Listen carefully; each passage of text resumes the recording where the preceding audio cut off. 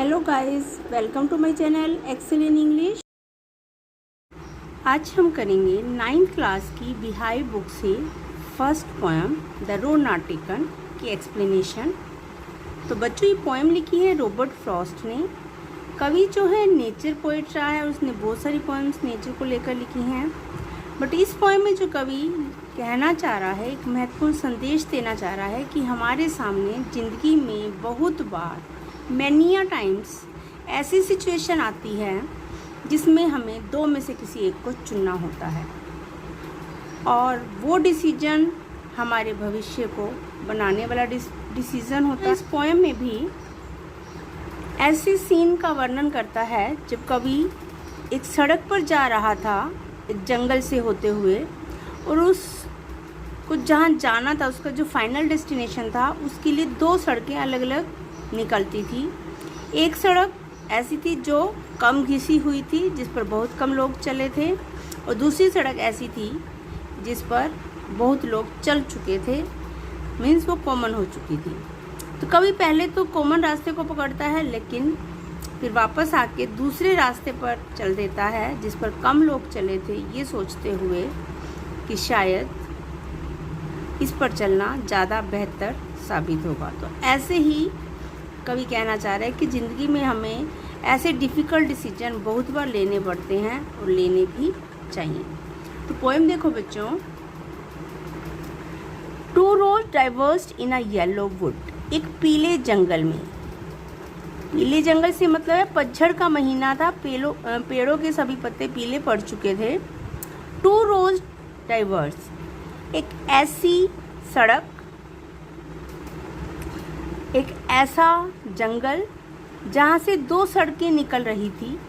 वो रास्ता दो सड़कों में बंट रहा था। एंड सॉरी, और अफसोस, आई कुडंट ट्रैवल बोथ। मैं दोनों पर एक साथ नहीं चल सकता था। सभी के साथ है ये, तो हम एक टाइम में दो काम नहीं कर सकते, या तो एक बार में एक साइड ही एक काम ही कर पाएंगे, एक साइड ही उसकी देख पाएंगे। एंड बी वन ट्रैवलर, और एक यात्री होने के नाते long I stood. Long means काफ़ी लंबे समय तक, काफ़ी देर तक मैं खड़ा रहा। And look down one as far as I could, और दूर तक देखता रहा जितनी दूर तक मैं देख सकता था। To where it bent in the undergrowth, और वहाँ तक देखता रहा जहाँ तक ये सड़क मुड़कर झाड़ियों में गायब नहीं हो गई। समझ में आया आपको? तो क्या कहना चाह रहा है कि मैं सोचता रहा इस सड़क पर जाऊं जिस पर ज़्यादा यात्री चल चुके हैं, या दूसरी सड़क पर जाऊं जिस पर बहुत कम यात्री चले हैं। Second stanza, then took the other. फिर मैंने दूसरी सड़क पकड़ ली, जस्ट एज फेयर, जो बिल्कुल पहले जैसी सड़क की तरह ही अच्छी थी। And having perhaps the better claim, और शायद उस पर चलना ज़्यादा सही निर्णय था। बिकॉज, क्योंकि इट वॉज ग्रासी, इस पर घास थी, घास फैली हुई थी। एंड वॉन्टेड वियर, और इसको भी, इस पर भी चले जाने की ज़रूरत थी। इस पर बहुत कम लोग चले थे, इसलिए इस पर घास थी, तो कवि ने उस राह पर जाना चाहा। Though as for that the passing there, यद्यपि जो अगर ये कहना हो कि उस पर से कितने लोग गुजरे थे, हैड वोन them really about the same. कुछ दूरी तक, कुछ दूर देखने तक ऐसा लग रहा था कि दोनों सड़कें एक जैसा घिसी थी, लेकिन उसके बाद एक सड़क बहुत ज़्यादा घिसी थी और दूसरी सड़क कम घिसी थी। तो कभी दूसरी सड़क पर चलने का डिसीजन लेता है बाद में। नेक्स्ट स्टेंजा में देखिए, and both that morning equally lay in leaves no step had trodden black. क्या कह रहा है? दोनों सड़कें ही पीले पत्तों से ढकी थी, बराबर ढकी थी, और ये पत्ते लोगों के पाँवों से कुचले नहीं गए थे। No step had trodden black, इनको किसी भी कदमों ने इनको कुचला नहीं था। Oh I kept the first for another day, मैंने पहली सड़क को किसी और दिन चलने के लिए छोड़ दिया।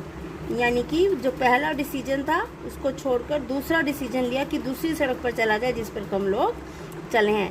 Yet knowing how way leads on to way, और अब ये डिसीजन कवि को खुद लेना था, कोई उसको नहीं बता सकता था उन सड़कों के बारे में तो इसने निर्णय लिया कि पहली सड़क पर किसी और दिन चलेगा, लेकिन आज वो दूसरी सड़क पर ही चलेगा जिस पर हम लोगों ने यात्रा की है। I doubted if I should ever come back। अब वो कुछ दूर तक निकल गया और सोचने लगा क्या उसने ठीक डिसीजन लिया है। How will leads on to way, कि ये रास्ता कहाँ ले जाएगा मुझे इसको भी नहीं मालूम। उसको शक था कि जिस रास्ते में चल पड़ा हूँ कहीं भटक तो नहीं जाऊँगा, क्या मैं वापस आने का मेरे पास कोई रास्ता रहेगा, मैं वापस आ पाऊँगा। तो कवि कहना चाह रहा है कि जब हम कोई एक डिसीजन ले लेते हैं तो बहुत बार हमारे साथ ऐसा होता है कि हमारे पास स्टेप बैक का, अपने कदम वापस खींचने का मौका नहीं होता और जो डिसीजन हमने ले लिया उस राह पे हमें चलना ही पड़ता है। तो ये उलझन भरी एक थॉट, एक सोच, एक विचार कवि अपने दिमाग में लेके चलता है कि जब हमें कोई डिसीजन लेना हो तो हमारे पास दो रास्ते, दो विकल्प होते हैं, तो उनमें से एक को हमें चुनना ही होता है। अब हम पर है कि हम सिंपल वाला विकल्प चुनें जिसको बहुत लोगों ने चुना, या हम दूसरा विकल्प चुनें जिसको कम लोगों ने चुना हो और उसमें कठिनाइयाँ ज़्यादा हों लेकिन रिज़ल्ट हो सकता है उसके अच्छे हों। तो कवि दूसरे रास्ते को चुनने को प्रेफरेंस देता है और दूसरे सड़क पर चल पड़ता है। तो सड़क चुनने के माध्यम से कवि एक संदेश देना चाह रहा है कि जीवन में हमें कैसे कैसे निर्णय लेने पड़ते हैं। तो बच्चों ये पोएम है द रोड नॉट टेकन, जैसा कि कविता का नाम है, सड़क नॉट टेकन, जिस पर नहीं चला गया ज़्यादा लोगों के द्वारा। तो बच्चों आपको उम्मीद करती हूँ ये पोएम समझ में आ गई होगी। अब इसको लाइक, सब्सक्राइब और शेयर कीजिए और अच्छे से इसकी प्रैक्टिस कीजिए। ओके बच्चों, thank you, God bless you.